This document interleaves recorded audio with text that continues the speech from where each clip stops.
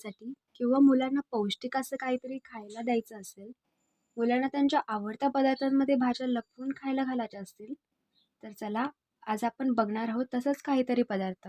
तो म्हणजे veg bread roll, जे वरून एकदम क्रिस्पी आणि सॉफ्ट होतात, जसं रेस्टॉरंटमध्ये भेटतात. नमस्कार मंडळी, महाराष्ट्रीयन तडकामध्ये तुमचे स्वागत आहे. पाहूयात व्हेज ब्रेड रोल बनवण्याचे साहित्य आणि कृती. इथे मी 4 ब्राऊन ब्रेड स्लाइस घेतले आहेत. तुम्ही नॉर्मल ब्रेडसुद्धा घेऊ शकता. उकडून घेतलेले बटाटे स्मॅश करून घेतलेले आहेत. एक बारीक चिरलेला कांदा, बारीक चिरलेली कोथिंबीर, अद्रक, लसूण, मिरची बारीक वाटून घेतलेली, चिमूटभर हळद, धना आणि जिरे पावडर, बारीक चिरून घेतलेला टोमॅटो आणि किसलेला कोबी, लाल तिखट आणि चवीपुरतं मीठ. पॅनमध्ये 1 चमचा तेल घेतलेला आहे. तेल गरम झालं की त्यात बारीक चिरलेला कांदा टाकायचा आहे. कांदा व्यवस्थित परतून घ्यायचा आहे. त्याच्यानंतर अद्रक, लसूण, मिरचीची पेस्ट टाकून व्यवस्थित परतून घ्यायचा आहे. त्यानंतर चिमूटभर हळद टाकायची आहे. धना पावडर आणि जिरे पावडर टाकून परतून घ्यायचं आहे. त्याच्यानंतर लाल तिखट टाकायचे आहे. त्यानंतर चवीपुरतं मीठ टाकायचं आहे. मीठ तुम्ही तुमच्या सोयीनुसार टाका, कारण काही बटाटे उकडताना पण आपण त्याच्यामध्ये मीठ टाकून घेतो. त्याच्यानंतर बारीक चिरलेला टोमॅटो टाकून परतून घ्यायचा आहे.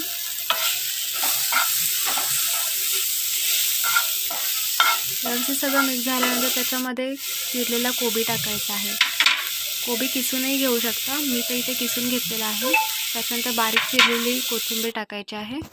स्टफिंग व्यवस्थित परतून घ्यायचं आहे.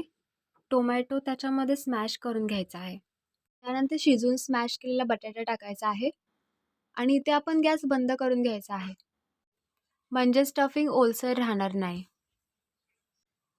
स्टफिंग आपण व्यवस्थित मिक्स करून घेत आहोत.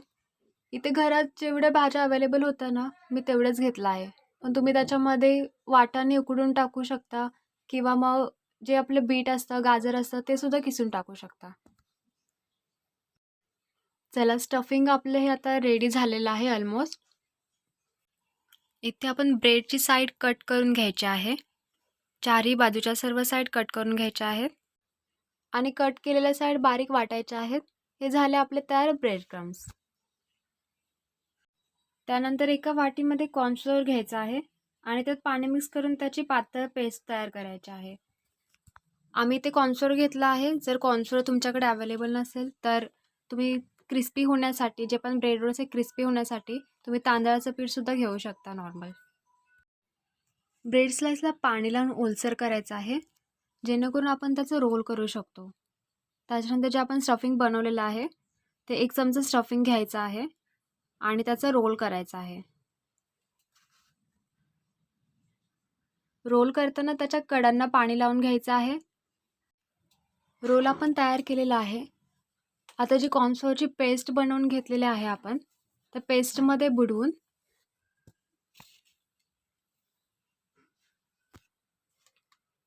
ब्रेड क्रम्समध्ये त्याला घोळून घ्यायचं आहे. चारी बाजून त्याला ब्रेड क्रम्स लावून घ्यायचे आहेत. त्याच्यामुळे रोल क्रिस्पी होतो. आता आपण शॅलो फ्राय करून घेऊयात. त्याच्यासाठी एका पॅनमध्ये 2 चमचे तेल घ्यायचं आहे आणि त्याच्यामध्ये रोल्स टाकून शॅलो फ्राय करून घ्यायचे आहेत. तुम्हाला जर डीप फ्राय करायचे असतील ना रोल्स, तरी तुम्ही करू शकता. रोल सगळे टाकून झालेले आहेत. रोलची एक साईड भाजून झालेली आहे. आता आपण त्याला पलटी करून घेऊयात. सुंदर असं सोनेरी रंग आलेला आहे त्याला. सगळे रोल्स पलटी करून घेतलेले आहे आपण. शॅलो फ्राय करत आहोत, त्यामुळे रोल्स दोन्ही साईडून भाजून घेतले आहेत. चला, हे झाले आहेत रेस्टॉरंट स्टाईल क्रिस्पी आणि सॉफ्ट ब्रेड रोल तयार. सॉससोबत किंवा पुदिना चटणीसोबत तुम्ही सर्व करू शकता. आई मला बटाटा नको, कोबी नको म्हणून तोंड वाकडं करणाऱ्या आमच्या देवने सुद्धा ब्रेड रोल आवडीने खाल्लेत. तर तुम्हाला रेसिपी आवडली असेल तर तुम्हीही नक्की ट्राय करा. रेस्टॉरंट स्टाईल ब्रेड रोल घरीच तयार करा आणि कमेंटमध्ये सांगा कसे झाले ते. अशाच भन्नाट रेसिपीसाठी चॅनलला सबस्क्राईब करा. भेटूयात नवीन व्हिडिओमध्ये. तोपर्यंत मस्त खा आणि ठणठणीत राहा.